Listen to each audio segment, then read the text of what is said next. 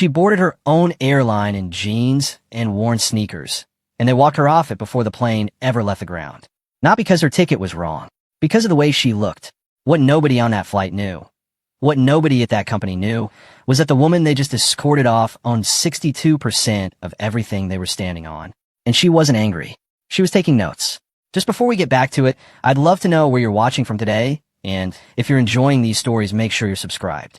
The morning felt ordinary enough. The kind of gray Chicago morning that smells like jet fuel and burnt coffee and the quiet anxiety of people trying to get somewhere.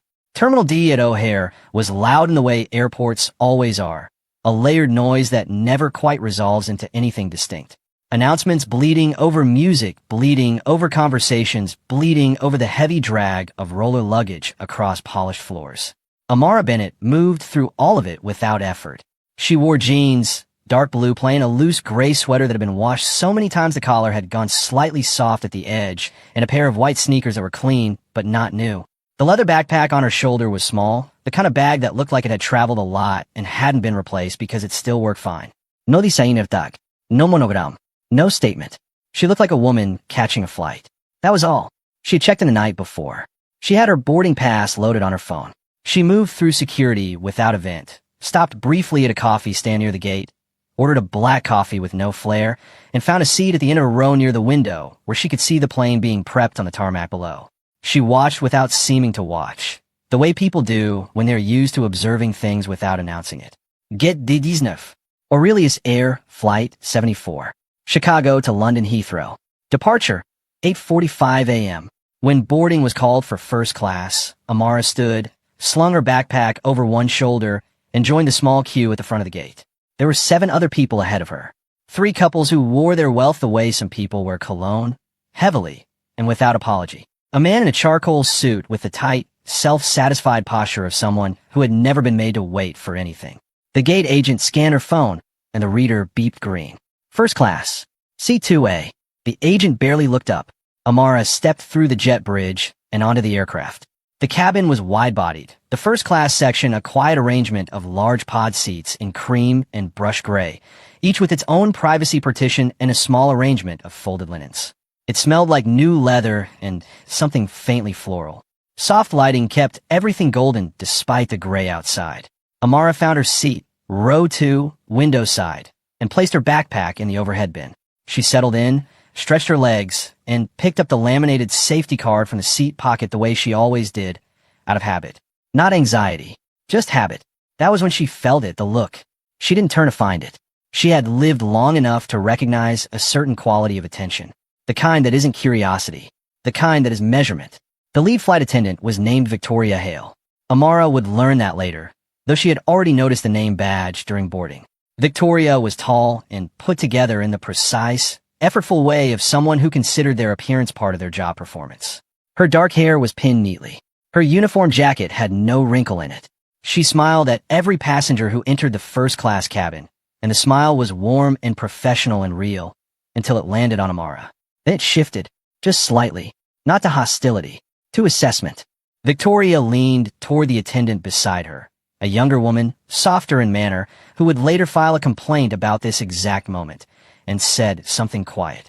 Amara didn't hear the words, but she saw the tilt of the younger woman's head, the small, uncertain glance cast in her direction, and she understood the general shape of the sentence even without hearing it. She must be in the wrong section. 2 rows ahead and across the aisle, a man settled into his seat with the ease of someone for whom first class was simply Tuesday. Carter Wells. Broad shoulders, a navy blazer, silver cufflinks that caught the light when he moved. He had the laugh of a man who had never once doubted whether the room wanted to hear it. He glanced at Amara the way people glance at something that doesn't immediately compute for them. A brief flicker of confusion followed by the decision not to adjust his understanding, but to dismiss the inconsistency instead. Budget passengers wandering up front, he said, not loudly, but not quietly either. It was the specific volume of a remark designed to be heard by the people around him, but to maintain plausible distance from the person it targeted. He chuckled. The man beside him gave a polite, uncomfortable smile. A woman, too, rose back, looked at Amara, and then looked quickly away. Amara turned the safety card over in her hands. She did not look up. Victoria approached a few minutes later, after the rest of the first-class passengers had boarded and the cabin had reached its pre-departure stillness. She came to Amara's row with a tablet in her hand and a smile calibrated to just below condescension. "I'm sorry to bother you," Victoria said, though her tone didn't carry much apology in it. "Would you mind showing me your boarding pass one more time?" "It was scanned at the gate," Amara said simply. "I understand. We're just doing a secondary verification for the first-class cabin." The word verification landed with a particular weight that made it clear no one else in the cabin was being asked to verify anything. Amara unlocked her phone and held up the pass. "First class. C2A. Aurelius Air. The barcode, the confirmation number, the seat assignment, all of it correct and unambiguous." Victoria looked at it with the expression of someone searching for a problem they were confident must exist. "The system may have flagged a discrepancy," she said. "It's possible there was a ticketing error on our end." "There wasn't," Amara said. "I'm not suggesting it was your fault," Victoria said, her voice dipping into something almost gentle, which was somehow worse. "These things happen. It would only take a moment. If you wouldn't mind stepping off briefly, so we can verify through the ticketing desk." "I have a confirmed first-class ticket," Amara said. Her voice was even, not raised, not tightened. "C2A. I boarded with a green scan." "I understand," Victoria said again, and the repetition of the phrase was doing a lot of work it couldn't actually support. "But I'd like to avoid any delay to the other passengers once we push back." She gestured vaguely toward the jet bridge. "It should only take a few minutes." Nearby passengers had stilled. Not all of them were watching openly, but the quality of attention in the cabin had shifted, the way a room shifts when something uncomfortable is happening that no one wants to be the one to name. Carter Wells leaned his head slightly in their direction with the unhurried interest of someone watching a minor inconvenience happening to someone else. The captain's name was Daniel Brooks. He had been with Aurelius Air for 11 years. He was standing near the cockpit door when the flight attendant beside Victoria leaned over and spoke quietly to him. Something about a ticketing dispute, a passenger who needed to be re-verified. He didn't come back to look. He asked 2 questions. Is it going to delay boarding? And is she refusing to go? Victoria answered yes to the first and described the situation in a way that made the second feel implied. Daniel nodded and said, "Let's get it resolved on the ground. We're already behind on the catering window." Security arrived quickly. 2 officers who were polite in that practiced, professional way that made the politeness feel worse than if they had simply been blunt. They asked Amara to gather her bag and come with them. She looked at them for a moment. Then she reached up, opened the overhead bin, and pulled out her backpack. The cabin was quiet. Not the comfortable quiet of a plane preparing for departure, but the awkward, collective quiet of people watching something they know isn't right and choosing to let it happen anyway. Carter Wells watched her walk toward the jet bridge and said, just loud enough, "First class has standards." No one told him to stop. On the jet bridge, the air smelled like metal and morning cold. The security officers walked just behind her. Amara moved without hurry, and in that unhurried pace, she took in things that had nothing to do with being removed and everything to do with the part of her brain that never fully turned off. The catering truck was parked at the wrong angle. It would need to reposition before it could reach the service door. There were only 3 ground crew visible when there should have been 5 for a wide-body international departure. The boarding door had been left open 2 inches beyond the standard hold position, suggesting the ramp agent wasn't following the current protocol. Small things. She noted them the way other people blink. Victoria had followed them out onto the jet bridge.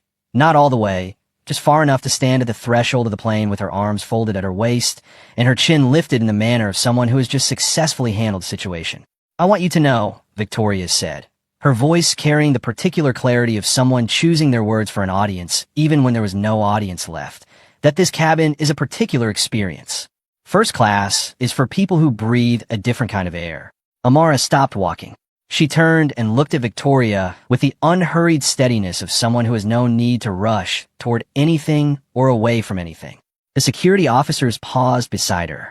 The jet bridge hummed faintly with a cold draft pulling through it. "You're right," Amara said.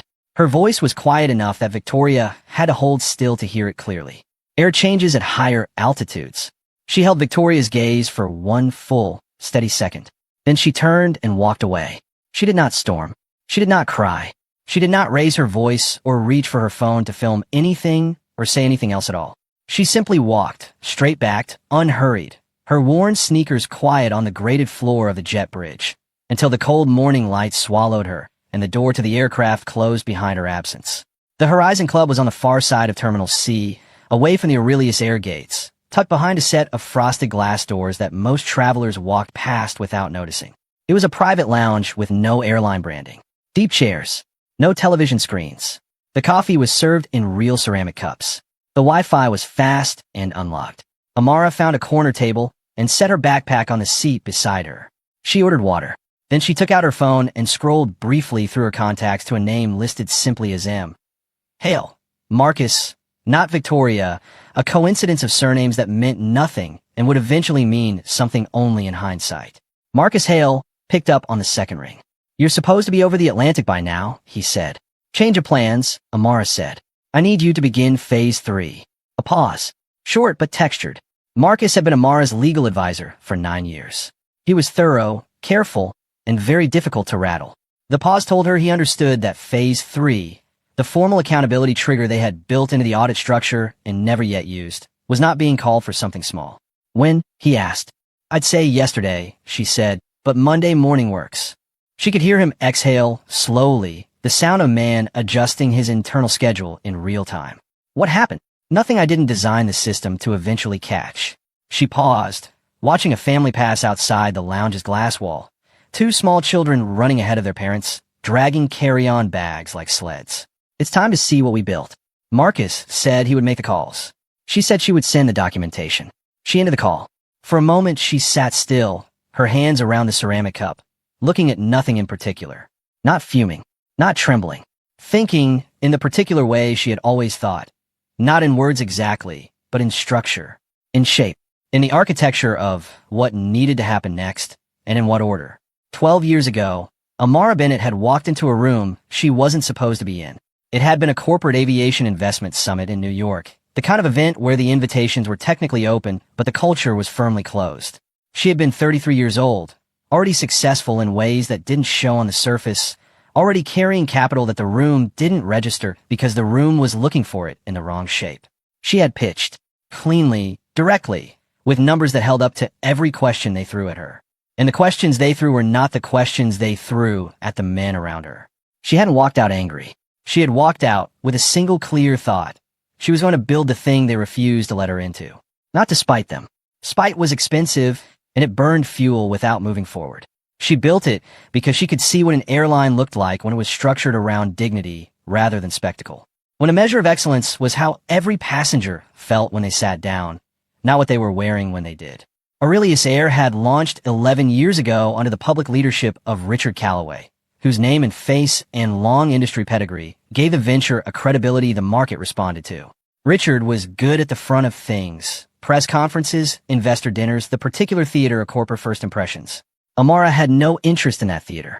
She had structured her ownership through a chain of holding companies that were perfectly legal, completely documented, and almost entirely invisible to anyone who wasn't looking very carefully. 62%. That was what she held. Majority in every meaningful sense.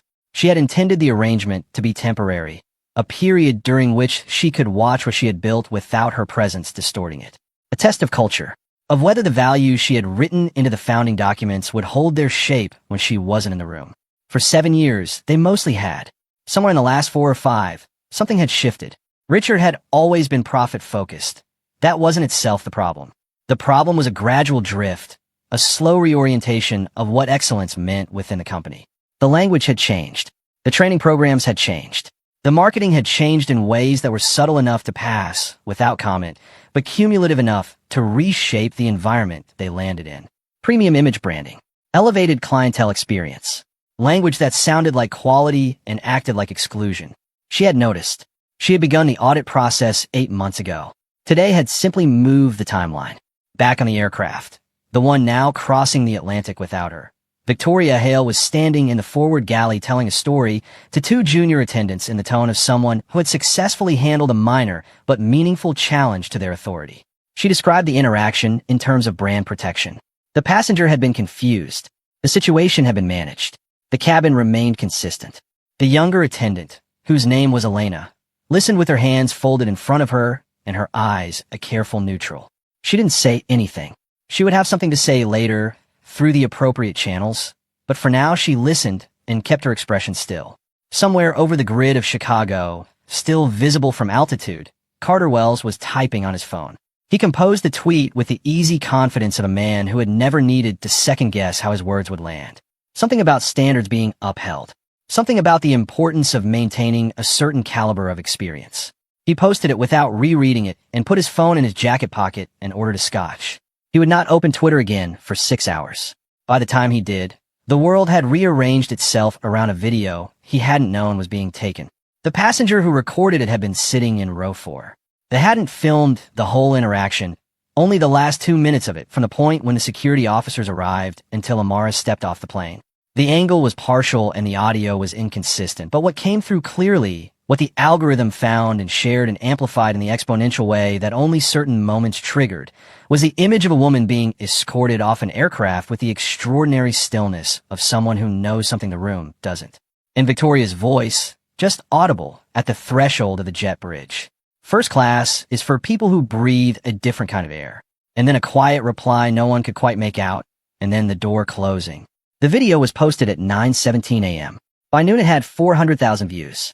By 6 in the evening it had passed 3 million, and the comment section had become a particular kind of urgent, and the phrase different kind of air had been extracted and circulated and set to music and responded to and pulled apart in the way the internet pulls things apart when it finds something that crystallizes a feeling people already had but hadn't yet named.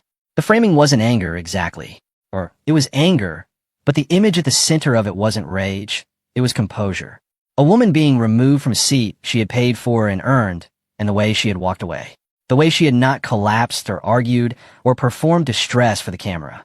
The comment that landed most often in the shares was some variation of, she already knew something. Richard Calloway was at a dinner in London when his communications director called to tell him. He set down his fork and listened with the expression of a man hearing a minor complication he was confident he could manage. He instructed her to have his social media team draft a general statement expressing regret over any experience that fell below Aurelius Air standards. He said to hold it until morning in case the thing burned itself out overnight. He finished his dinner. He would not sleep well that night, though he didn't know that yet. Amara, from the Horizon Club in Terminal C, did not watch the video. She had been there. She knew what it looked like. She opened her laptop instead and navigated to the secure internal portal her legal team had established during the early audit phase. She entered her credentials and pulled up the access logs for Flight 74. She read through them systematically. The check-in records, the boarding sequence, the timestamp on the secondary verification request, the communication log between the gate and the aircraft. She noted the exact language used in the crew communication, flagging her seat. She noted the captain's approval code. She noted that no one had requested the same secondary verification from any other first-class passenger that morning, a fact that the log recorded without comment and without awareness of its own significance. She compiled what she needed into a folder and encrypted it and sent it to Marcus. Then she opened a second window and drafted a brief message to her assistant. Celeste, 3 sentences, no subject heading. Schedule emergency board meeting for Friday. Majority shareholder authority. Tell them only what the protocol requires. She closed the laptop. She drank the rest of her coffee. Cold by now, but she drank it anyway. Outside the lounge's frosted glass, the airport continued its ordinary business. People moving toward things, people moving away from things, luggage rolling, children running, announcements cycling through the static edge PA system. A woman in a gray sweater sitting in a corner with a ceramic cup and a leather backpack, looking like she had all the time in the world. Which she did, because when you own the thing, the timeline is yours. Friday was 4 days away. That was 4 days of watching. 4 days of letting the video do what viral things do, and letting Richard do what defensive men do, and letting Victoria believe what insulated people believe when no one has yet handed them a mirror.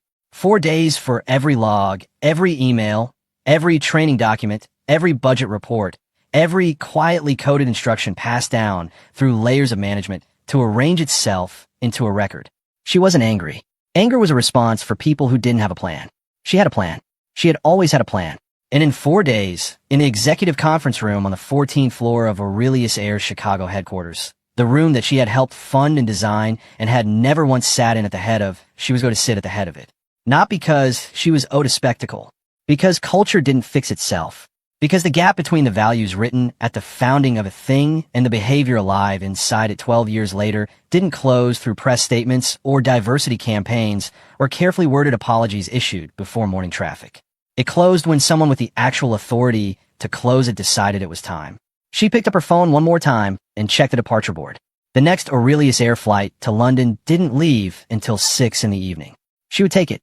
She had meetings in London that mattered, and she saw no reason to let this morning cost her a trip. She booked the seat, first class, window side, and set her phone face down on the table. Then she opened her notebook, paper, small, with a worn brown cover, and began to write. Not grievances, not plans for retribution. A list of structural questions she needed answered before Friday, written in a hand that was steady and clear and took its time with every letter. The work had started. It had, in truth, started long before today. Today had simply handed it the urgency it needed. The formal notice arrived at Richard Calloway's London hotel inbox at 6:14 on Tuesday morning, while he was still on his second coffee and whatever remained of the confidence he had carried into the week. It was a single-page document, precise in its language, issued under the Emergency Shareholder Authority Clause embedded in Aurelius Air's founding charter, a clause so rarely invoked that most people inside the company had forgotten it existed at all.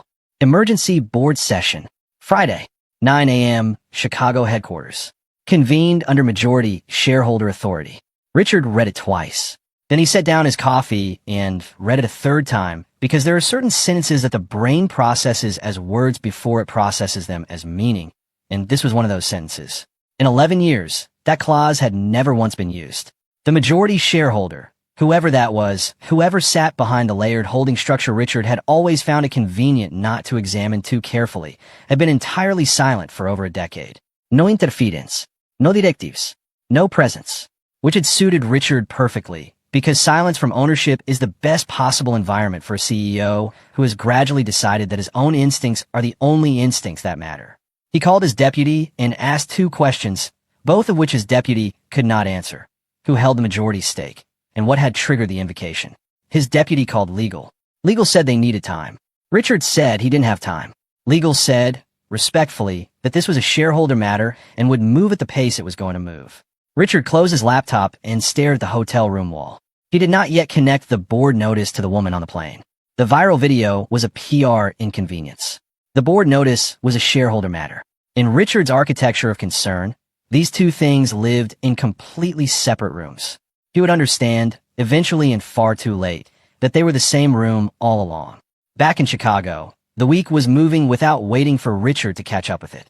At the Aurelius Air mid-management offices on the 9th floor, a cluster of supervisors had gathered around a printed copy of the internal memo that had come down from Victoria's direct manager. It praised the Flight 74 handling as a demonstration of strong brand alignment and good operational instinct. The memo was carefully worded.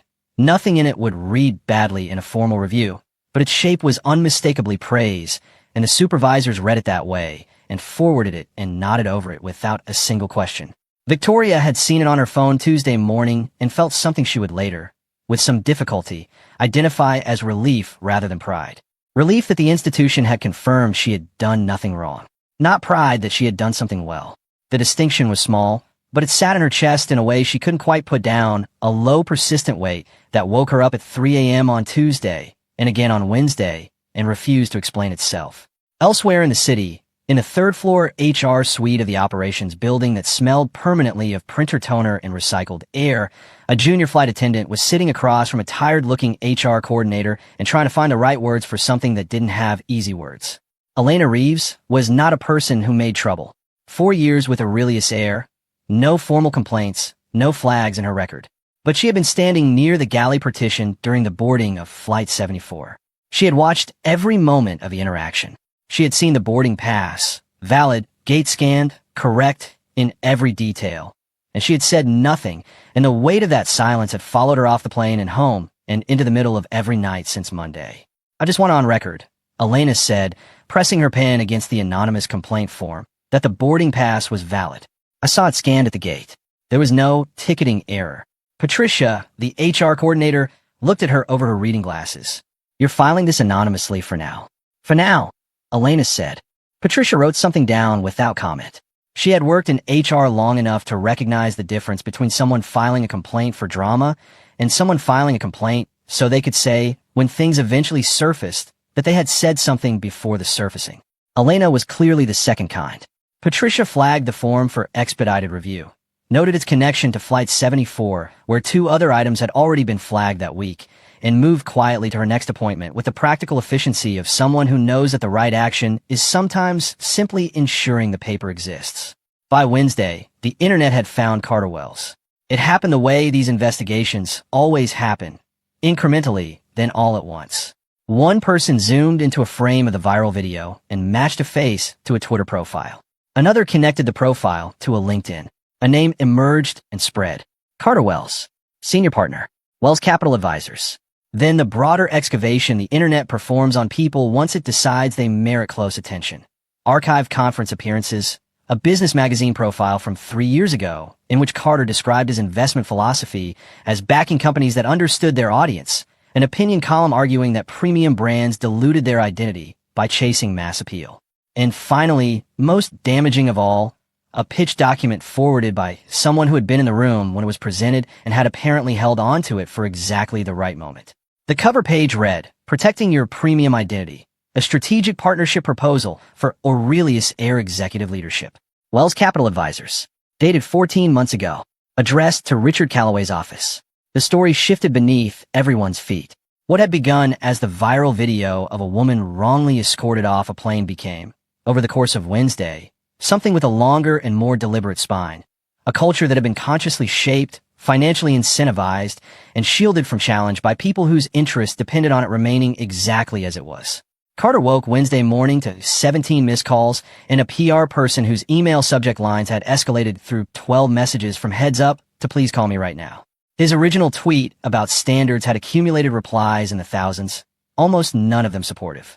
He called his lawyer before calling anyone else, which was, for the first time since Monday, the right move. Amara was back in Chicago by Wednesday evening. She sat in the conference room of a building with no Aurelius Air branding anywhere on its exterior, a printed spreadsheet on the table in front of her, and a research associate named Diane across from her, who had spent 3 full days pulling 5 years of premium cabin incident record from the operational database. The spreadsheet covered 31 incidents. Each one had been logged in procedural, institutional language, ticketing discrepancy, cabin configuration concern, customer service escalation. Language chosen to document without revealing, to record without explaining. The numbers were less careful than the language. 26 of the 31 removals involved passengers whose identity documents showed them to be black or brown. Of the remaining 5, 3 had been flagged in incident notes as presenting in casual or non-premium attire. Not one of the 31 had a verified ticketing error as its documented cause. Every single one had a valid boarding pass confirmed at the gate before the removal was initiated. Amara sat with the document for a long time without speaking. "Training materials," she said eventually. "How far back do we have them?" Diane opened her folder. 7 years. There's a clear vocabulary shift starting around 4.5 years ago. Earlier documents used language like welcoming, attentive, guest-centered. The later revisions introduce elevated experience, curated cabin environment, premium aligned service standard. Who authored the revision? The initial change originated in Richard's office. Official authorship is listed as the Brand Standards Division. A brief pause. That division was created 3.5 years ago. Under Richard's administration. Yes. Amara set the spreadsheet aside and pulled a fresh legal pad toward her. She wrote steadily, one clear line following another. The structure of what needed to be presented on Friday, assembling itself under her hand with the unhurried certainty of someone who has been building toward a thing for a long time and simply needed the final pieces to arrive. Daniel Brooks had not slept well since Monday. He was a man who had constructed his professional life around the precision of his own judgment. 20 years in commercial aviation. 11,000 flight hours. A reputation other pilots respected. He was thorough and unflappable and had always been the kind of captain who verified rather than assumed. And yet on Monday morning, he had authorized the removal of a passenger without leaving his seat, without asking a single question directly. He had taken the flight attendant's account of a situation and applied it without examination because the examination would have cost 4 minutes, and he was already behind the catering window. He had known it was wrong before the plane had cleared the runway. There had been a time, 8 years back, when Daniel had been actively vocal inside Aurelius Air about equity in crew hiring and service culture. He had believed in it genuinely, said so in internal forums, given a short interview to an aviation trade publication that he now thought about with a particular and uncomfortable clarity. And then the company had reorganized its priorities, and the initiative had dissolved quietly, and Daniel had decided that the decision had been made above his level, and that his job was to fly planes, not to fight battles whose outcomes had already been determined elsewhere. He had been telling himself some version of that story every year since. On Wednesday afternoon, a formal notice arrived requesting his full account of his Flight 74 decision-making before the board review committee. He sat with the document at his kitchen table for a long time. He thought about the initiative, about the trade publication, about the catering window and the ease with which he had let it substitute for something that mattered more. Then he picked up the phone and called the board review coordinator, not to prepare defense, but to ask whether the lead investigator was available to speak before Friday. He had things he needed to say that weren't going to fit cleanly inside a formal testimony structure, and he wanted to say them while they were still honest, rather than after they had been shaped by time and self-protection into something that served him better than it served the record. Richard flew back to Chicago on Thursday morning and walked directly into his communications office. The strategy he had assembled during the flight was clean and forward-leaning. Get ahead of Friday by releasing a proactive statement, frame the board session as a governance exercise he had personally endorsed, announce a new internal review initiative, release the statement Thursday evening so Friday's headlines positioned him as decisive rather than cornered. He had the structure mapped before he landed. By mid-afternoon, his legal team told him quietly that any statement issued under Aurelius Air corporate letterhead required authorization from the majority shareholder, a charter provision that had always been there and had never, until this week, been exercised. Richard looked at his general counsel. That provision has never been exercised, he said. No, his counsel said. It hasn't needed to be. Who is blocking the authorization? The pause that followed carried more information than any direct answer would have. We expect clarity after Friday. Richard dismissed his communications team, sat down at his desk, and looked at Chicago through the floor-to-ceiling glass of his office window. He thought about 62% of an airline moving silently through layered entities for 12 years without once requiring anything from him. He thought about the 8 months of audit requests his team had fulfilled efficiently and without apparent consequence. He thought about the founding documents, which he had signed and not reopened since. He thought about the woman on the plane, her composure in the security footage, the particular steadiness with which she had walked off the aircraft. Not the walk of someone who had been defeated and accepted it, but the walk of someone who had encountered confirmation of something they already knew and had already prepared for.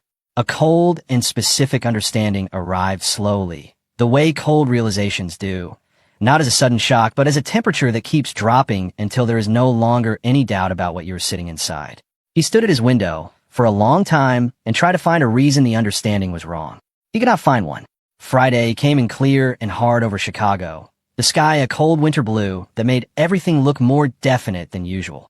The kind of morning where there is no softness in the light and distances are easy to judge and there is nowhere to hide from the sharpness of things. By 8:30, the 14th-floor executive conference room at Aurelius Air headquarters was fully arranged. Water glasses, legal pads, name placards, the long mahogany table polished to a mirror finish. The building services team had set it up since 7. They had been told only that a full board session was scheduled and that it should be ready early and that the setup should be correct. Board members arrived through the private elevator in ones and twos between 8:30 and 8:55. All 7 came. The complete composition, which typically only assembled for the annual general meeting. They came in with the compressed, careful energy of people who have been told something significant is about to happen without being told its shape. Conversations at the water station were short. Phones were checked. Every person glanced at the door at least once before sitting down. Richard was in his seat at 8:45. His laptop was open, his presentation loaded. He had decided, through the particular stubbornness of a man who has always been good at convincing himself of things, that control of a room was still available to him if he moved quickly enough. He would open with the incident, acknowledge it as an isolated procedural failure, demonstrate that corrective steps were already underway under his guidance. He had rehearsed it twice that morning. He knew the slides. At 9 o'clock precisely, he began. His opening had the fluency of 11 years of boardrooms, Confident, well-paced, the practiced delivery of a man who had made uncertainty sound like competence for so long that the two had become, for him, indistinguishable.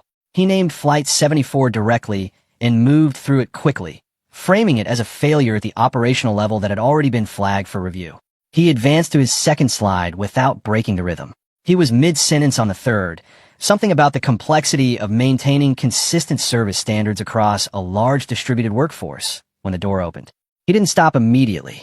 He got two more words out before the quality of the room's attention shifted and his own voice slowed on its own and stopped. Amara Bennett walked in. Navy-tailored suit, fitted and clean, no decoration except small gold earrings. Her hair pulled neatly back. She carried a slim leather folder under one arm, and she moved directly to the head of the table. The seat at the far end, precisely opposite Richard's, without slowing, without any hesitation that suggested she was arriving somewhere new. She sat down and set the folder on the table in front of her. Two board members rose as she crossed the room. Not social reflex recognition. Thomas Garrett and Sandra Okafor, both of whom had access to the founding ownership documentation and had known for years who the silent majority was, rose without thinking about it, the way you rise when the person who actually built the room walks into it. Richard had gone absolutely still. His presentation slide glowed on the wall behind him. A revenue chart from the premium cabin report, which now had the quality of an artifact from another era. The color had left his face in the slow, unmistakable way of someone watching a conclusion arrive that they had spent 3 days trying to outrun. "I apologize for the interruption," Amara said. The word were technically an apology and functioned as no such thing. She looked across the table at the full board with the level, unhurried regard of someone who has never needed a room's permission to occupy it. "For those who haven't been formally briefed, my name is Amara Bennett. I am the majority owner and founding investor of Aurelius Air, holding 62% of total equity through Bennett Holdings and its subsidiary entities. I have held that position since the company's inception." The silence was complete. Not the empty silence of a pause, but the dense, pressurized silence of a room in which every person is simultaneously revising their understanding of what they're sitting inside and what that means about everything that has come before. "Mr. Calloway," she said, looking directly at Richard with the same even, unrattled gaze she had held on a cold jet bridge 4 days ago. "Please don't stop on my account. You can continue." He did not continue. Thomas Garrett set down his water glass carefully. "Ms. Bennett, the board wasn't notified of your attendance today." "No," she confirmed. "You weren't." She opened the leather folder and removed a single printed document. Her shareholder registration, clean and precise, each entity in the ownership chain clearly named and dated. She passed it to her left. It traveled around the table in silence. Richard watched it reach him and did not pick it up, as if touching it would close a door he was still, somewhere, hoping remained open. When the last board member had set the document down, Amara picked up the small remote beside her folder. Richard's presentation disappeared from the screen. In its place, security footage appeared. Not the shaky phone video from the passenger in row 4. This was the fixed jet bridge camera, higher resolution. The audio captured cleanly in an enclosed space with no crowd noise and no compression. It played the full 2.5 minutes. Amara walking off the aircraft with security at her sides, the length of the jet bridge. Victoria standing at the aircraft threshold with her arms folded, the final exchange. Victoria's voice came through the conference room speakers with a clarity that the social media circulation of the video had not provided. No ambiguity. No room for interpretation. Just a voice in a corridor saying exactly what it said. "First class is for people who breathe a different kind of air." And then Amara's reply, which until this moment almost no one had heard clearly. "You're right.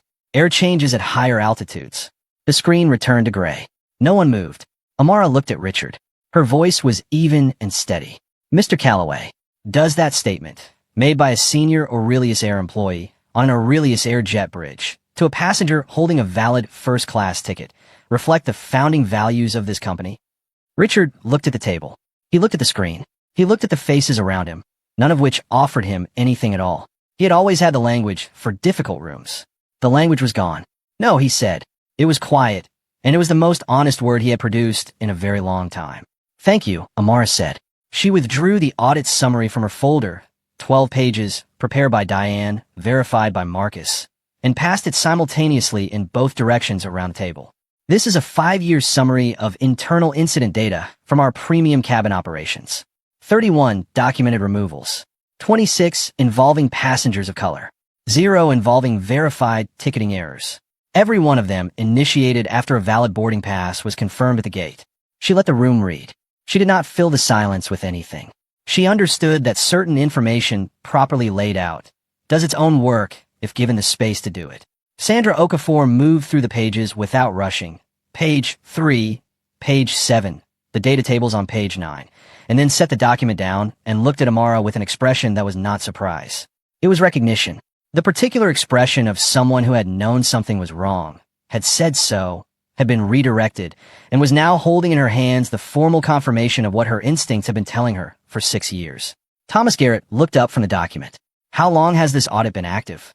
8 months, Amara said. Monday moved the timeline forward. Executive leadership wasn't informed? Notification to the CEO is not required under the Charter's audit provision. She let that sit in the air for exactly as long as it needed to. That provision exists for reasons this document now makes self-evident. Richard had stopped pretending to read the audit. He was looking at Amara with an expression that had moved through several phases. Disbelief, the final stiffening of defensiveness, something bleaker and more honest, and had settled into something that was hard to name precisely except to say that it was the expression of a man who has been running for a long time and has just understood that the thing he was running from was always in the room he was running toward. The Brand Standards Division, Amara continued, turning to the next section, created 3.5 years ago under executive direction, responsible for the revised service training language that appears in materials from that period forward. The shift in training vocabulary corresponds precisely with the increase in discriminatory removal incidents documented in this report. She looked at the full board. This is not a story about one flight attendant making a poor call under pressure. It is a story about a culture that was built through language, through incentive structures, through training, to make that call feel like professional excellence rather than what it actually was. Richard put his hands flat on the table. Every decision I made about brand positioning was commercially justified and operationally. I understand that's your position, Amara said. The forensic audit will address the specifics. She turned back to the board. Effective immediately, I am exercising majority shareholder authority to suspend executive authority pending full independent investigation. That suspension applies to the CEO's office, the Brand Standards Division, and Passenger Services leadership. The investigation will be conducted by independent counsel with full access to communications, personnel records, and financial data. She said it without performance. She said it the way someone states a decision that has been carefully made and is no longer open for discussion. Firmly, without cruelty, without any inflection that invited negotiation. Sandra Okafor looked at the board members on either side of her and then looked back to Amara. I'll second the motion. The vote was conducted formally, names recorded in order. 5 in favor of suspending executive authority and initiating independent investigation. 2 against. Richard, when his turn came, said nothing. The company secretary recorded it as an abstention, and everyone in the room understood what the silence meant. 5-2. Carried. Richard sat in his chair without moving while the meeting reorganized itself around the next items. Council availability, timeline, scope of the independent review. The conversation moved past him the way a current moves past something that has stopped being part of the flow, and he sat very still inside it. Amara wrote down the vote count and the timestamp. She turned to the final page of her notes. She looked at the full board, the 5 who had voted with her, the 2 who hadn't, and Richard sitting with his hands on the table, with the direct, unsparing regard of someone who believes that clarity is its own form of respect. I want to be clear about what we are doing and what we are not doing, she said. We are not making an example of individuals so that the institution can feel clean. We are not issuing statements and forming task forces as substitutes for structural change. What we are building, and what I came back to build, is a company whose internal culture matches the values written into its founding. If we address the people and leave the system intact, we will be sitting in this room again in 3 years with a different incident and the same underlying record. She closed her folder. We are not doing that. The room held a silence that had room in it. Not the compressed, resistant silence of earlier, but something that had enough space to actually breathe inside. The air didn't change at altitude, Amara said. Her voice was quiet and level and carried the full weight of everything that had brought her to this seat she had funded and never until today sat in. The culture did. She looked at no single person. She looked at the room, the whole thing, the table and the window and the people and all of it. And then she turned to the next page of her notes, and the real work The work that would take months and would not be finished with a single vote or a single sentence began. The news broke before lunch on Friday. No one inside the boardroom had leaked it. The meeting had ended at 11:40, and the formal press release was not scheduled until Monday. But these things travel through buildings the way cold air travels through old walls, through gaps no one thought to seal, along paths no architect designed. By 12:30, a financial reporter at the Tribune had a source. By 1 o'clock, 3 words were moving through aviation industry channels like a lit fuse running towards something large. Majority shareholder active. By 2 in the afternoon, Aurelius Air stock had dropped 4.5%. By 3, it had recovered 2 of those points as analysts released notes suggesting that decisive governance action by a previously silent owner might signal structural improvement rather than instability. By 4, it had dropped again as other analysts disagreed, and the market spent the remainder of the trading day arguing with itself about what a 12-year silent majority shareholder suddenly becoming visible meant for the future of an airline. Financial reporters updated their pages. Cable business news featured analysts who had never heard of Amara Bennett confidently explaining who she probably was. Richard Calloway watched the ticker from his car in the parking structure beneath headquarters, where he had been sitting since security had quietly asked him to vacate his office pending the formal suspension processing. His phone was in his hand and had been in his hand for 90 minutes. He had called 4 people. 2 had not answered. 1 had answered and spoken carefully in the measured way of a person who has already decided which side of a situation they're going to be on and is simply being polite about the transition. The 4th, a board member he had considered a reliable ally, had told him plainly that the math did not support a no-confidence challenge against 62% and that Richard should be speaking to personal counsel rather than company counsel from this point forward. He sat in his car for a long time after that call ended, the phone dark in his hand, watching the parking structure's fluorescent lights buzz against the concrete ceiling. He had spent 11 years in the building above him, making decisions that shaped the careers and livelihoods of thousands of people. And now he was sitting in its basement in the particular limbo of a man whose authority has been suspended, but whose body hasn't yet been told where to go instead. The building that had been his professional home for over a decade was 60 feet above his head, and it felt from the parking structure as unreachable as a different country. He scrolled, without quite intending to the Aurelius Air trending results on his phone. The headline that appeared most frequently was not about the board vote or the stock price or the suspension of executive authority. It was about Amara, her name, her photograph, a conference photo from 7 years ago that someone had unearthed, and the emerging story of who she was and how she had built the company from the inside without ever being visible in it. Some of the coverage was openly admiring, in the way that surprise at a black woman's power produces admiration in certain media circles, as if the existence of the power is itself the remarkable thing. Richard turned off his phone screen and sat in the dark of the parking structure. He did not call anyone else. He drove home. Victoria Hale clocked in at 2:15 for the afternoon shift rotation, rolling her bag through the employee entrance, badge swiped, locker found, uniform jacket straightened in the break room mirror. The ordinary rituals of a job performed so many times they had become automatic, the body going through familiar motions while the mind stayed somewhere else entirely. She had read the news about the board meeting that morning and registered it with the particular unease of someone watching a distant storm system that still felt theoretical on a map. The viral video was one problem. Corporate governance was a different layer. She had not yet understood how completely they were the same layer. She was 20 feet from gate D9, pulling her bag through the concourse crowd, when the supervisor came toward her with a careful, neutral expression of someone carrying a message they did not write and would prefer not to be delivering. He asked her to come with him.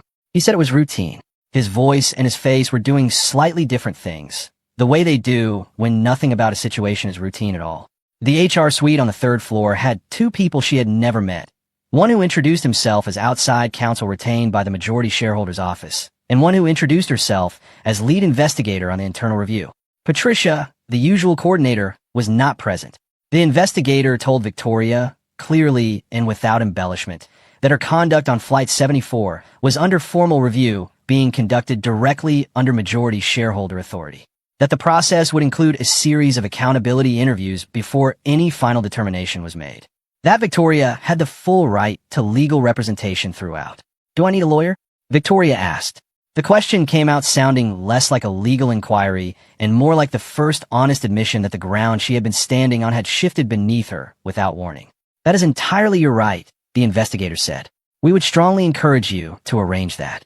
After they left the room, Victoria sat alone at the conference table. She took out her phone. She opened the video of Flight 74. Not the viral version, but a slightly longer cut that someone had shared in a private staff group, which she had been deliberately not opening for 4 days, and pressed play. She watched herself standing at the aircraft threshold with her arms folded and her chin lifted in the manner of someone who has just successfully handled something.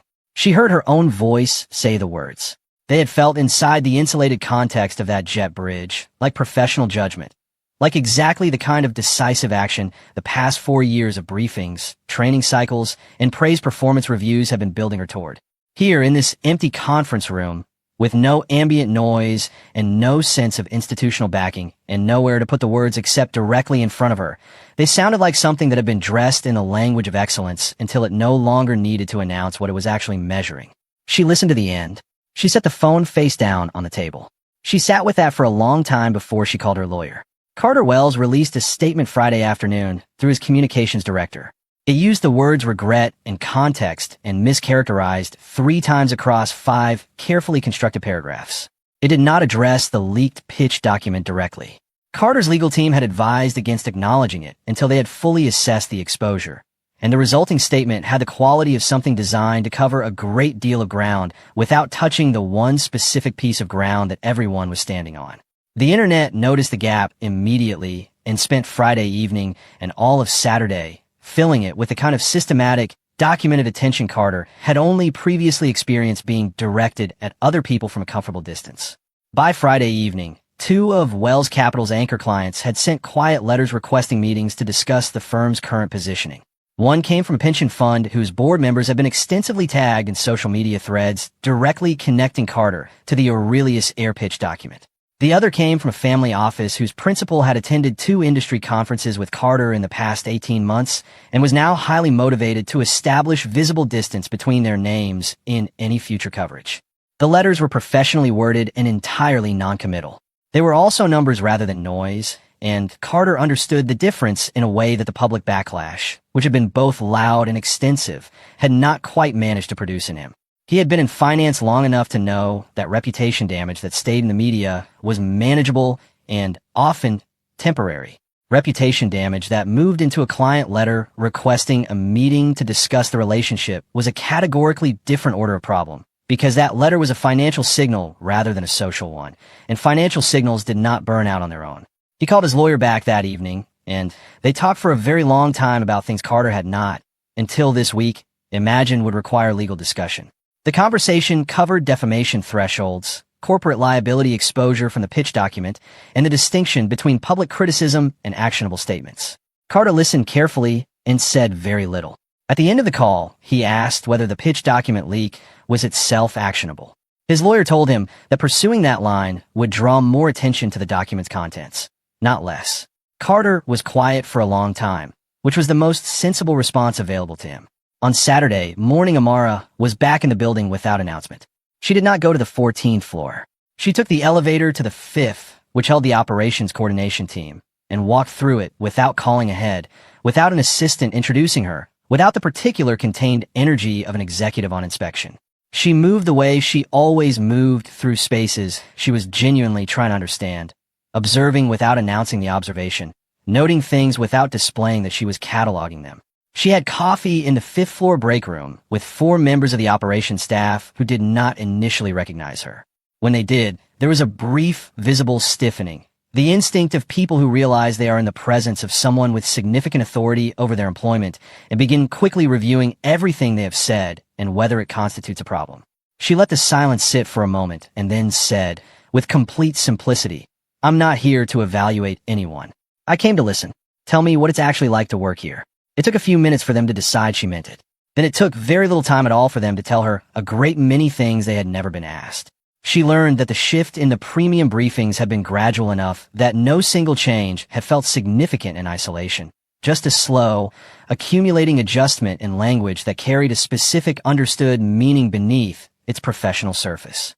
That phrases like elevated clientele, curated cabin environment, and consistent passenger profile had entered the training cycle over the past 4 years and communicated an implicit standard that no one was ever required to state aloud, but that everyone absorbed and applied. That the definition of something going wrong in the first-class cabin had quietly expanded to include passengers whose appearance disrupted the visual consistency of the space, independent of any conduct or policy issue. She also heard what was working. A gate agent process that had reduced missed connections by 18% without additional staffing. A logistics manager who had redesigned the catering coordination system from scratch on his own time and rolled it out over a single weekend without requesting approval, because he didn't think it needed a committee to be obvious. A ground crew lead whose passenger assistance protocol 3 other carriers had adapted without crediting him. Good work happening at every level, invisible to the floors above it, unrewarded by the structures designed to evaluate it, because the structures had been tuned to different frequencies. She wrote all of it in her brown notebook without distinction between the troubling and the encouraging, because both were equally part of what she needed to understand. She stayed 3 hours on the 5th floor and 3 more on the 3rd floor that afternoon, and she did not take a single meeting with anyone above middle management for the entire weekend. The forensic communications audit, ordered Friday, begun by the independent counsel's team over the weekend, returned preliminary results Monday morning. The lead auditor noted first, in his report to Amara's counsel, that there were no explicit discriminatory directives anywhere in the written record. No emails in which anyone had written an instruction to remove passengers based on race or appearance. People sophisticated enough to build this kind of institutional culture were, as a rule, sophisticated enough to understand that the explicit instruction was the one piece of documentation that could not be allowed to exist in writing, because the explicit instruction was the thing that turned defensible individual decisions into an indefensible pattern. What existed instead was the long, sustained record of the adjacent thing. Emails from Richard's office referencing the importance of protecting the premium experience and ensuring the forward cabin reflected the brand's elevated positioning. Replies from brand standards to service training about refining the delivery profile of first-class service and maintaining aesthetic consistency throughout the customer journey. Performance reviews awarding elevated ratings for exceptional cabin environment management, with no elaboration on what that management had actually involved in practice. Praise memos confirming that the behavior being praised reflected exactly the standard the institution was seeking to maintain. One email chain stood out. It was 14 months old, sent 2 days after the Wells Capital pitch meeting, from Richard's deputy to the head of the brand standards division, with the subject line follow-up from Wednesday. The body referenced thinking carefully about the passenger profile in the forward cabin as part of the broader brand elevation strategy. The reply from brand standards. Understood. Will incorporate into Q4 training cycle. The Q4 training materials were in the file. The language shift was in the materials. The incident log numbers were in Diane's spreadsheet. The compensation structure tied to premium brand metrics was in Richard's executive bonus documentation. No single document said the thing directly. Together, they said nothing else. The auditor forwarded his preliminary findings to Amara's counsel and noted that the federal regulators who had formally contacted Aurelius Air on Friday would almost certainly reach the same conclusions through their own parallel process, and that the timeline should be planned accordingly. Daniel Brooks testified before the board review committee on Monday, without legal counsel present. His own lawyer had advised strongly against this. Daniel had listened and made his own decision. He described his decision-making on Flight 74 with precision and without self-protection. He described the moment at the cockpit door, the questions about the catering window, the fact that he had not reviewed the boarding pass himself or asked a single direct question or moved from his seat to verify what was actually happening. He described 11 years of understanding, at some level, that the culture around him was drifting in a direction he did not believe in, and the accumulation of small, individually defensible choices that had added up year by year, to sustain silence about things he knew. He described the working group from 8 years back. He described the interview he had given to the trade publication. He described the retreat, not as one decision, but as a series of them, each chosen for a reason that felt adequate in the moment, and that he now understood had never been adequate at all. He said he was not asking for any particular outcome. He said he would accept the determination of the review process and fulfill whatever remediation it required. He said the reason he had come without counsel was not a belief that this would improve his situation. He was clear-eyed that it might not, but because he had spent too many years in rooms where speaking honestly might have mattered, choosing silence instead, and he was not willing to do it again in a room where it would matter most of all. There was a long pause after he finished. The investigator looked at her notes and then looked at him directly, with the particular attention of someone who has heard a great many prepared accounts and is encountering something that is not one. She asked whether he would be willing to be involved in training programs for other crew members as part of any remediation process, should that direction be recommended. He said yes without hesitating. She asked whether that willingness came from a desire to improve his professional standing or from something else. He thought about it for a genuine moment, which she noted, and said that he thought it came from the same place as the decision to come without a lawyer, that he was tired of performing accountability while privately bargaining for a lighter consequence, that he wanted to actually do the thing rather than demonstrate doing it. The investigator wrote something down. She thanked him, noted the session on record, and did not indicate what the recommendation would be. The accountability interviews began on Tuesday. Victoria arrived with her lawyer, who had reviewed the structure and confirmed that full cooperation was in her best interest. Victoria had arrived at the same conclusion through a different route. Not as calculated strategy, but because she had watched the video of herself on that jet bridge for more times over the weekend and had reached the point where building a defense felt like a project she simply did not have materials for anymore. The lead investigator, Carolyn Grant, did not open the first session with the jet bridge incident. She began with training, with the briefings Victoria had attended over the past 4 years, with the language she had absorbed and repeated and passed down to junior staff.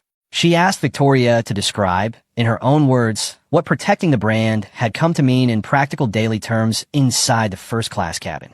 Victoria answered slowly, and as she answered, she heard herself describing something that had seemed, from inside it, like a coherent professional standard, specific, teachable, something you could be trained toward and evaluated against with clear criteria. And that sounded, when she was articulating it for an investigator with a recorder running on the table between them, like a set of aesthetic judgments that had been wearing the clothing of procedural language for so long they had forgotten what they were underneath it. At the time of the incident, Carolyn said, "Did you believe the passenger had an invalid ticket?" The pause lasted several seconds. "No," Victoria said. "I believe she didn't look like someone who should be in that seat." She said it quietly, and the saying of it landed in the room with the weight of a thing that has been true for a while being acknowledged aloud for the first time by the person who made it true. That belief, Carolyn said, with no particular inflection, came from where? Victoria looked at the table. From the environment I had been working in for 4 years. Carolyn wrote something down and moved to the next question. Victoria's lawyer, who had been prepared to redirect several earlier answers, sat back and said nothing because there was nothing to redirect from a statement that honest. After the session ended and Victoria had left the building with her lawyer, Carolyn sat alone in the conference room for a few minutes reviewing her notes. She had conducted dozens of these interviews over the course of her career. What she had just documented was not typical, not the careful, calibrated partial admission designed to limit liability, not the insistence on framing the distributed responsibility broadly enough to make individual accountability feel unfair. What she had documented was someone describing, with reasonable precision, how a culture had taught her to see a thing as professional judgment that was not professional judgment, and doing so without the defensive scaffolding most people erected automatically in her presence. She wrote her observations into the record and prepared for the next session. Elena Reeves was called to a different meeting on Tuesday afternoon. Not the formal interview process, but a private conversation in a 6th-floor conference room that she was told had been requested directly by the owner. She arrived 5 minutes early, sat with her hands folded, and kept her breathing even. She had filed the anonymous complaint because it was the right thing to do, and she had understood when filing it that right thing sometimes carried professional consequences that good intentions didn't protect against. Amara came in alone, without an assistant and without the leather folder. She sat across from Elena and said, without preamble, "I've read your complaint. I wanted to speak with you personally." Elena nodded. "First," Amara said, "I want you to know that what you documented, and that you documented it when you did, matters. You created a formal record before anyone asked you to, and that record is part of why the evidentiary timeline looks the way it does." She paused. "I also have some questions, if you're willing. Not for the investigation, for my own understanding of what we need to build going forward." She asked what the gradual cultural shift had felt like from Elena's position, junior, without institutional authority, to push back against what came down from above. She asked what Elena had understood, practically, the consequences of speaking up through official channels would have been. She asked what would have needed to exist, structurally, concretely, for someone in Elena's position to have spoken sooner and actually been heard. Elena answered honestly, including the difficult part, that there had been no visible functioning channel. No system connecting a junior staff member's concern to anyone with both the authority and the genuine motivation to act on it. No evidence, from where she stood, that raising a concern through official means would reach anyone who had not already been shaped by the same environment producing the concern. Amara listened without interrupting. She wrote in her notebook, "You'll continue in your current role," she said when Elena was finished. "And the gap you described, the missing channel, I want you involved in building one. Not as a symbolic gesture, with real authority in the design and genuine accountability for how it functions in practice." Elena looked at her carefully. "You mean that?" she said. It sat between a question and a statement, as if she was deciding whether to let herself believe it before committing to the response. "I mean it," Amara said. "No qualificación, no elaboración." Something in Elena's chest that had been compressed since Monday of the previous week eased slightly. Not all the way, not yet, but enough to feel like the beginning of something that might become different from what had come before. She had not expected to leave the meeting feeling anything other than relieved that it was over. She left feeling something closer to purposeful, which was a feeling she had not associated with this job in a very long time. The forensic audit findings on Richard's personal compensation structure arrived late Tuesday afternoon. 3 years of performance bonuses tied specifically to brand elevation metrics. A structure Richard had approved for his own role in coordination with a subset of the board who had not raised objections because the language the structure used was financial and the incentive it created was invisible unless you were looking for it from a particular angle. Structured so that improvements in premium class revenue and premium brand visibility scores compounded into his annual bonus by significant percentages across 3 consecutive years. Legally documented, financially clean on its surface, directly intertwined with the same training language and cultural drift that had been filtering down through 4 years of operational practice into daily staff behavior. Richard had not authored a single training document. He had not issued a single direct instruction to any flight attendant regarding any passenger. But he had built a compensation architecture that made it profitable to define excellence in a particular direction, then overseeing the institution of a training system that translated that definition into daily behavior across thousands of staff members, then approved the praise documentation that confirmed to those staff members that the behavior was exactly correct. Amara read the findings and sat quietly with them. She did not spend the time on anger. Anger had its proper uses and its proper moments, and this was not one of them. She spent the time on the honest accounting of what the distance between her founding intention and this document represented. Not in terms of blame, but in terms of what building something and then remaining absent from it over a long period had actually allowed to happen. She had believed the values were durable enough to hold without her. She had been wrong about that in a specific and instructive way. She wrote it in her notebook and did not look away from it. Richard Calloway's formal removal as CEO came through by board vote on Wednesday afternoon. 5-2. The same geometry as Friday, as if the week had been one long, continuous vote on the same question answered the same way twice. 2 hours later, a member of building security walked with him from the executive floor to the lobby. His assistant had packed a cardboard box. He carried it through the lobby past the curved reception desk, where the Aurelius Air logo was mounted in brushed silver against the feature wall, past the glass entrance doors that slid open automatically and would have slid open for anyone, and out onto the sidewalk where the Chicago wind came at him directly without any accommodation. He stood on the pavement with the box. He had always imagined, at some unexamined level, that losing something this large would feel proportionate to its size, dramatic, vast, an event that announced itself with the weight it deserved. It felt instead like standing on a public sidewalk with a box under one arm while the city moved around him with its characteristic and total indifference to whatever had just concluded in the building behind him. The scale of what had happened and the ordinariness of how it felt were completely mismatched, and he stood in that mismatch for a moment, holding his box before the wind made stillness untenable. A woman walking past looked briefly at the box, then at his face, then kept moving in the efficient way of people who have somewhere to be. He walked to his car. Upstairs on the 14th floor, Amara was not watching him leave. She was 3 sections into the next set of notes. The structural architecture of the leadership transition, the sequencing of the independent review timeline, the interim governance framework that needed to be functional before the week ended. A call with independent counsel in 18 minutes. A 4 o'clock with Sandra Okafor about board responsibilities during the transition. The weekend's worth of employee town hall feedback, 12 pages of it, still waiting to be read through fully. The work did not pause for endings, because endings were not what this was about. What came after the endings was what this was about, and what came after them required showing up to the next page and then the next one without performance or ceremony or the distraction of dwelling in the dramatic shape of things that had already concluded. She turned the page. Outside, 14 floors below, Chicago went on with its particular indifferent continuity. The traffic and the wind and the cold winter light moving through the streets exactly as they had before any of this began and exactly as they would long after. The press conference was scheduled for Thursday morning at 10 in the main atrium of Aurelius Air Chicago headquarters. It had been announced 48 hours in advance.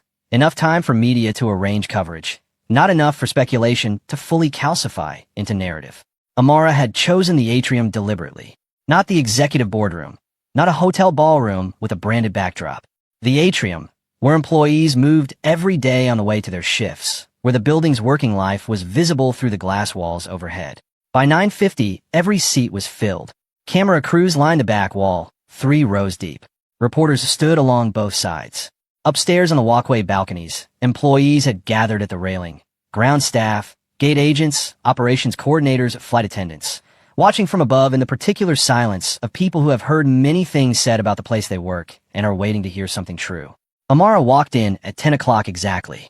She wore the same gray sweater and jeans she had been wearing on the morning of Flight 74.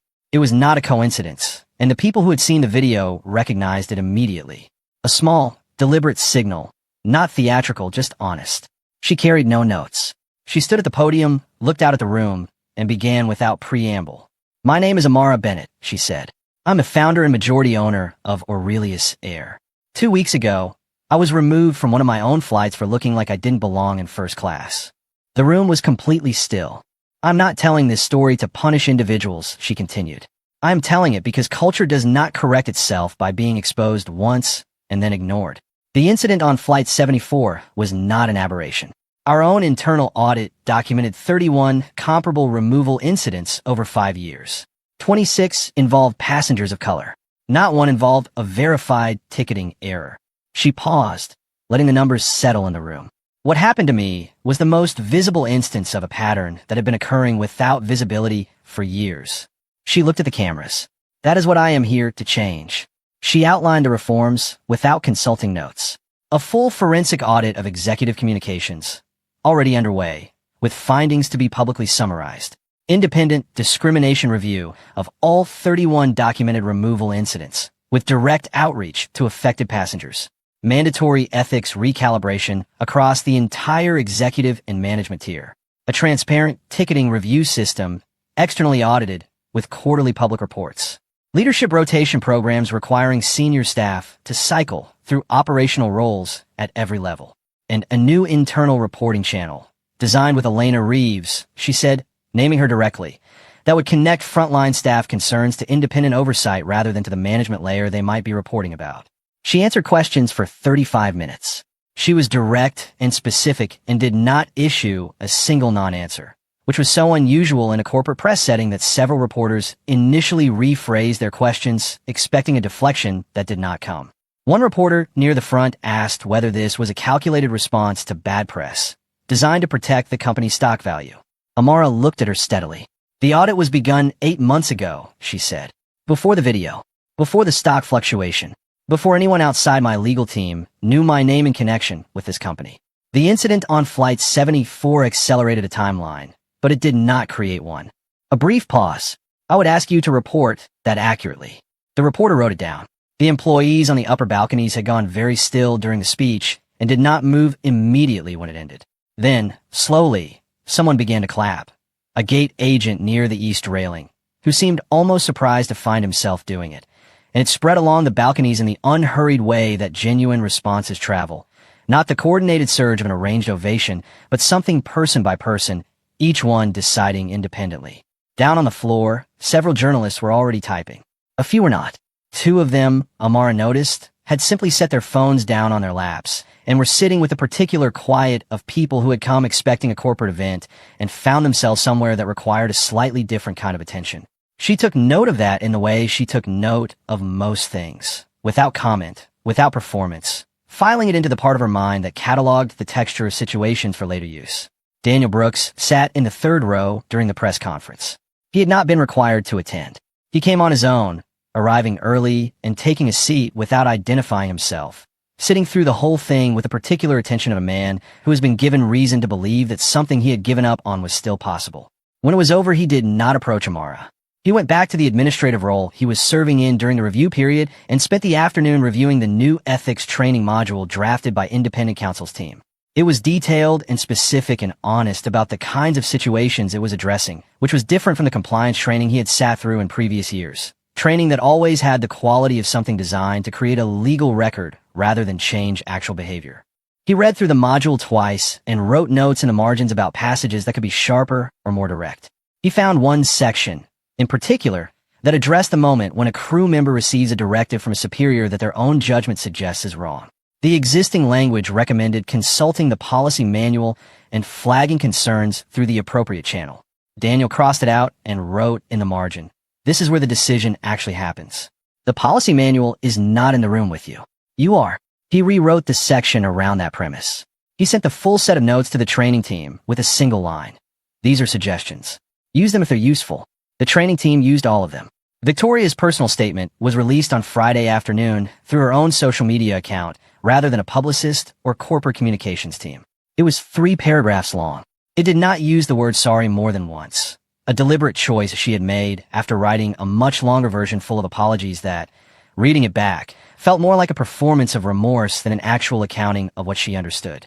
What it said instead was that she had been part of a culture she had helped reinforce without examining it.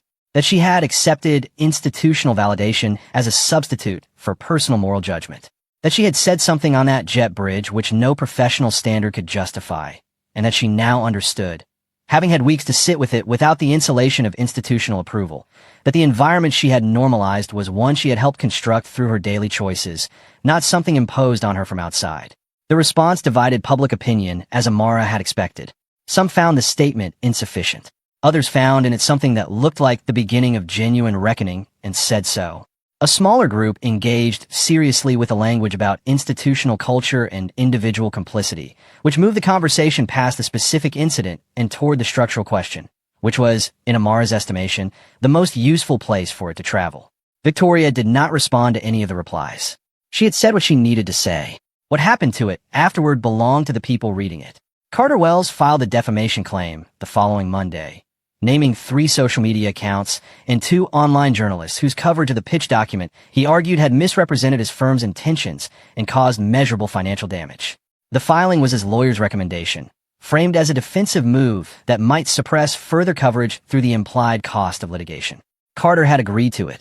Within 24 hours of the filing becoming public, the full text of the pitch document, which Carter's legal action had now entered into the public record as an exhibit, was reproduced by 4 major news outlets that had previously only summarized it. The document's specific language about protecting premium identity and managing the passenger profile of the forward cabin was now available to anyone with an internet connection, permanently and irrefutably attached to a federal court exhibit. Carter's lawyer called him that evening. They spoke briefly. Carter did not file anything further. Aurelius Ayer's stock closed on Friday of that week at its highest point in 14 months. Analyst notes cited decisive governance, reform, and transparent executive accountability.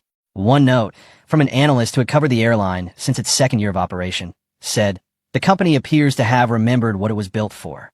Amara read the note at her desk, the same desk she had funded and never previously sat behind, folded it once, and put it in the drawer without comment.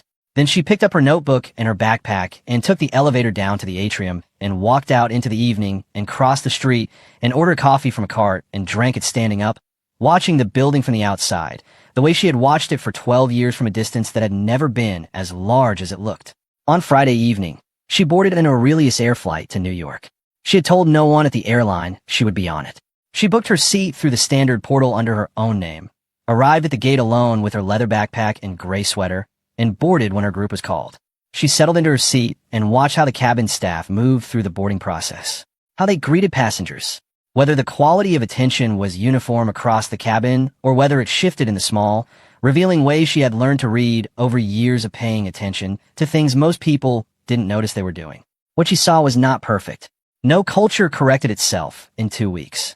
But what she saw was different from the morning of Flight 74, and the difference was not superficial. It was in the consistency of the greetings, in the eye contact that didn't waver when it landed on a passenger who looked different from the person before. In the small, unhurried moment given to a passenger moving slowly, offered without being requested. Small things. She noted them the way she always noted things, quietly, without announcing the observation. A passenger settled into the seat beside her, arranged her bag, sat back, and glanced over with the easy warmth of someone who simply means what they say. "That's a great sweater," the woman said. "Thank you," Amara said. No second glance. No to assessment. The woman opened her book and the plane began to push back and the lights of Chicago spread below as they climbed, the city's grid resolving at altitude into something that looked, from above, like a system, ordered, connected, each part holding its place in relation to all the others.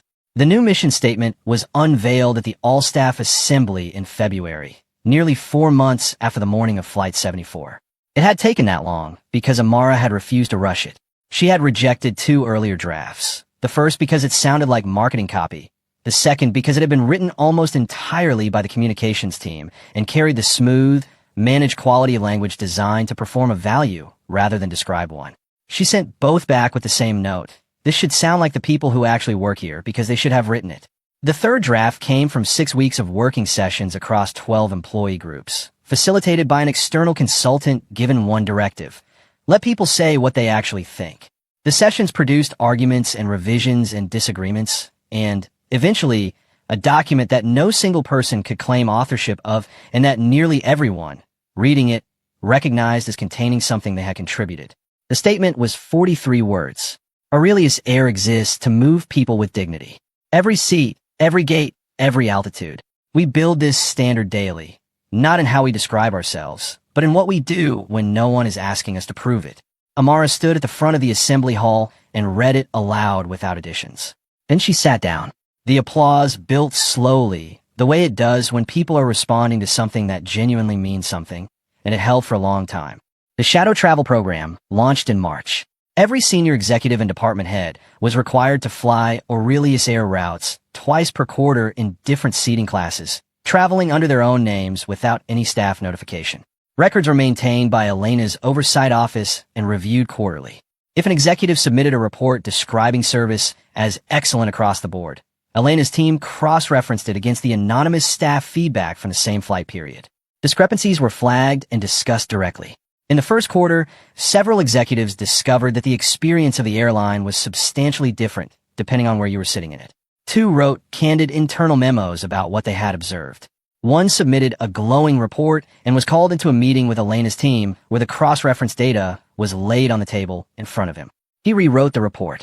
Daniel Brooks returned to active flight status in March, after completing his leadership retraining program and a formal board review that considered his voluntary testimony, his cooperation throughout the investigation, and the training department's assessment of his work on the ethics curriculum. His reinstatement carried conditions: quarterly ethics reviews for 2 years, a mentorship commitment to junior pilots, and a standing obligation to speak honestly in any internal forum where the company's culture was being assessed. He had agreed to all of them before they were formally required. On his first flight back, he walked through the cabin before departure the way captains do, checking the crew, confirming the configuration, doing the visible work of readiness. He stopped briefly at each row and made brief, genuine eye contact with each passenger, not to assess them or evaluate them, just to see them, the way you see someone when you've decided they're worth seeing. It was a small thing. He knew it was a small thing. He did it anyway, and he kept doing it on every flight after that. Elena Reeves's oversight office became operational in April, a 4-person team with an independent reporting line directly to the board's ethics subcommittee. Not to executive management, not to HR, not to any layer of the organization subject to pressure from above. Staff could submit concerns through an encrypted portal, by phone through a third-party intake coordinator, or in person at any of 12 intake offices established across Aurelius Air's major hubs. In the first 3 months, the office received 47 submissions. 31 were service quality observations. 9 were workplace concerns. 5 were potential policy violations escalated to appropriate review. 2 were something Elena had not anticipated. Not complaints at all, but suggestions from frontline staff about operational improvements that had previously had no channel to travel through, and that turned out, when reviewed, to be genuinely useful ideas that were implemented. Elena read every submission personally in the first quarter and wrote a brief individual response to each one. Her intake coordinator noted that this approach would not scale efficiently as volume grew. Elena said she understood the scaling concern and was doing it anyway, because the whole point of the channel was that someone was actually listening, and she intended to demonstrate that with her own attention rather than just assigning it to a process. She also made a point, in those first months, of walking the terminals during her own flights. Not inspecting, just being present in a way that someone carrying genuine responsibility for a system needs to be present in it. She bought coffee at gate stands. She asked ground crew questions about their shifts. She talked to gate agents the way someone talks to gate agents when they are trying to understand the job rather than evaluate the person doing it. Most of them had never, in their careers, been asked those questions by someone who could actually change anything as a result of the answers. Aurelius Air also announced a scholarship initiative in partnership with 3 aviation training academies, funding full tuition for underrepresented students pursuing commercial pilot certification, aircraft maintenance, and air traffic control credentials. The initiative was not given a branded name. It was described in an internal memo announcing it simply as returning to something we should have been doing from the beginning. Victoria Hale did not return to aviation. She had completed the full accountability interview process and the restorative sessions Amara had required before any final determination. The sessions have been difficult in the way that honest examinations of one's own complicity tend to be. Not because the questions were unfair, but because the honest answers kept arriving in forms she hadn't prepared for and couldn't deflect into something more comfortable. She found work in hospitality management at a hotel group in Atlanta. In the interview, she had told her new employer a version of what had happened.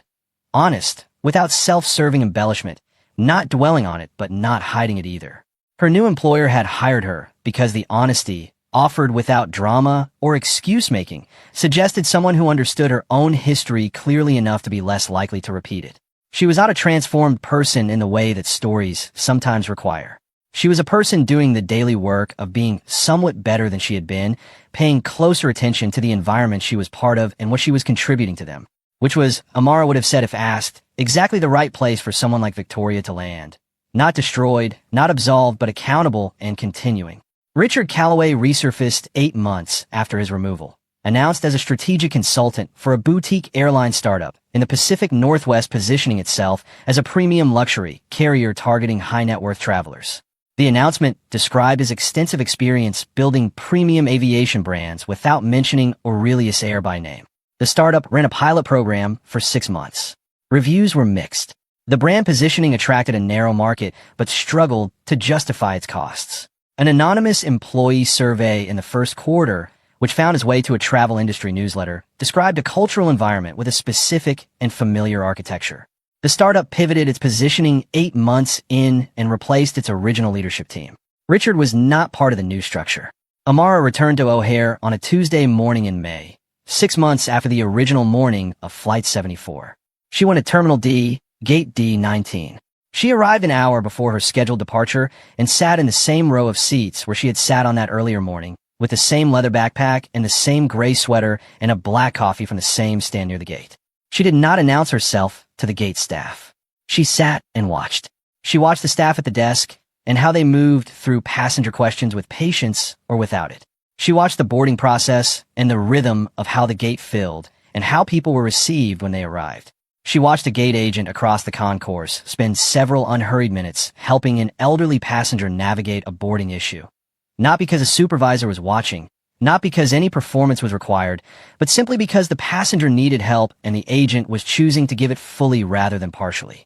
Amara had come here partly to confirm something and partly just to sit in the place where it had happened and see what it felt like now. It felt different. Not finished. She was too careful a thinker to call anything finished that was still in process, but different in ways that were real and measurable if you knew how to look for them. The quality of attention at the desk. The way the agent had not visibly calculated whether the elderly passenger merited the additional time. Small calibrations that individually meant very little and that together meant everything, because culture had always worked that way. Not in declarations, but in the 10,000 daily choices that either held a standard or quietly let it go. A child ran past and grabbed a seat 2 spots down, and her mother apologized from a few feet away. Amara said it was absolutely fine, which it was. When her flight was called, she stood, slung her backpack over one shoulder, and walked to the gate. She handed over her boarding pass. The reader beeped green. The gate agent said, "Have a wonderful flight," and meant it in the easy, ordinary way of someone doing their work well. She said thank you and walked down the jet bridge, the same narrow corridor she had been walked off 6 months earlier, going in the opposite direction now. She found her seat, first class, window side, and settled in and looked out the window at the tarmac. The morning was clear and still, the ground crew moving below with the quiet efficiency of people who knew their work without needing to be watched for it. The plane pushed back. It taxied and gathered speed and lifted, the ground releasing its hold in that particular moment when the weight of everything eases and the city below becomes briefly abstract. The buildings small, the roads thin threads, the whole dense, complicated structure of the place resolving at altitude into something that looked, from above, like it was built to work together. Amara leaned against the window and looked out at all of it. She did not feel triumphant. Triumph would have been the wrong feeling, because what had happened was not a victory in the way that word usually meant. It was a correction, long, difficult, still incomplete, and likely to require sustained attention for years. The 26 people who had been removed from first-class cabins before her, each with a name and a destination and a valid boarding pass and a story she would never fully know, were not vindicated by what she had built in response. They could not be fully vindicated. What she had built was, at best, the reason it had become harder for the next person to be treated the same way. Harder, not impossible. There was always more work on the other side of the work you finished. That was not nothing. She had decided a long time ago that not nothing was enough reason to keep going. The passenger in the aisle seat, an older man, gray-haired, with a comfortable, settled ease of someone who had taken many flights and still found the view worth noticing, looked past her at the window. Something about looking down from up here, he said quietly. Not quite to her, not quite to himself. Yes, Amara said. He nodded, content with that, and returned quietly to his book. Below them, the last edge of Chicago dissolved into open country, the land spreading flat and continuous in every direction, and the plane moved through the air with a steady, unhurried certainty of something built to do exactly this, to lift people from one place and carry them toward another, through air that belonged to no one and was therefore available to everyone, at every altitude, without condition. She opened her notebook slowly to a blank page. She picked up her pen and began to write. If they had known who she really was, would they have treated her differently? Or does that say everything about who they are? Hit like and subscribe. We tell stories that don't let you look away.